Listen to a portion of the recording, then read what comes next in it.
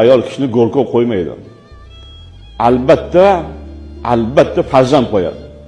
Bu narsa bu mumkin emas mutlaq. Harom degan so'zni ishlatmayman, mutlaq mumkin emas. Nomahram hisoblanadi. Hatto 50 yil, 40 yil birga yashagan xotin o'lsa qabrga qo'ya olmaydi.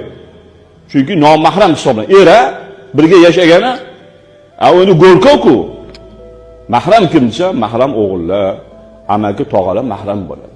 Nabiralar mahram bo'ladi. Ba'zi holat bo'lib qoladi. Men borib jahl qilib, "Voy, sen o'g'limisan?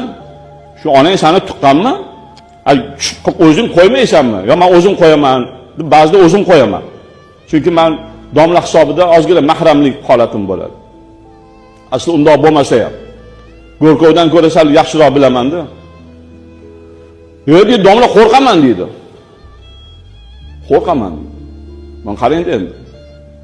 Shuncha yil qonida ko'tarib, tug'ib katta qilgan farzand ona qabriga kirib tursa, qo'yishga qo'rqaman deydi. 9 oy qonida ko'targan farzandni ona jasadidan, jonidan, qonidan, suyagidan, etidan, go'shtidan uni kamolga yetkazadi.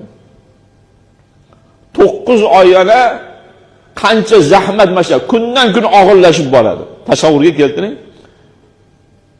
Xotiningiz tug'di.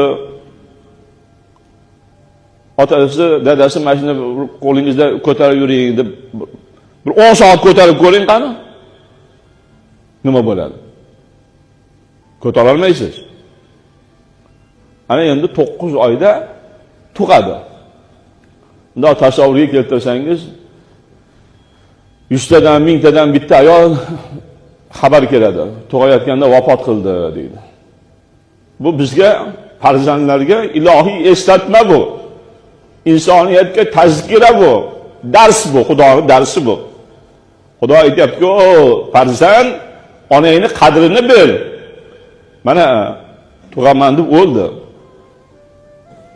Ayol kishi tug'ayotganda o'lim bilan barobar keladi. O'lim bilan barobar. O'limni bo'yniga olib, har qanaqangisi o'limni bo'yniga oladi, keyin tug'adi. Bu narsa bizning hayolimizda yo'q. Tasavvurga keltiring. Tangadek joydan bitta inson tushib kelyapti, 3 kilo, 4 kilo, 5 kilolik. Tasavvurga keltiryapsizmi? Endi tug'ildi.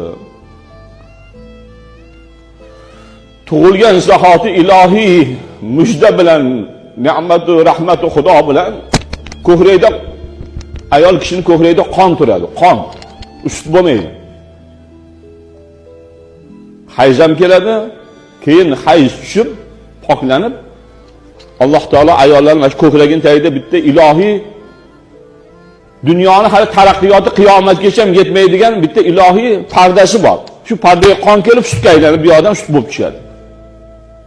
Tasavvurga keltiryapsizmi? Endi uni emib katta bo'lamizda. Kechqurun necha marta uyg'onsak, agar ona uxlab qolsa, hozirgi zamon olimlari tosh urib, taqillatib uxlaganda uyg'otishiga qiyin bo'lar ekan.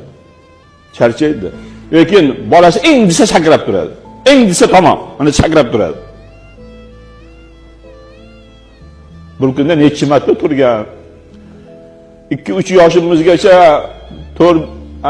o'zimizni eplagangacha necha marta kechqurun inglaganmiz, onamiz sut bergan. Necha marta yig'laganmiz, beshigimizni tebratgan. Necha marta o'zimizni eplagungacha qo'pol qilsak haligi najosat bizdan vujudga siyganmiz, falon bo'lgan. Necha marta tagimizni tozalagan. Hisobi bormi? Hisoblab ko'rishgan ekan olimlar. 5 yoshgacha farzand tug'ilsa 10,000 martaga yaqin ona tagini tozalar ekan. Tasavvurga keltiring. Birorta ichingizda mardi bo'lsa aytinglar.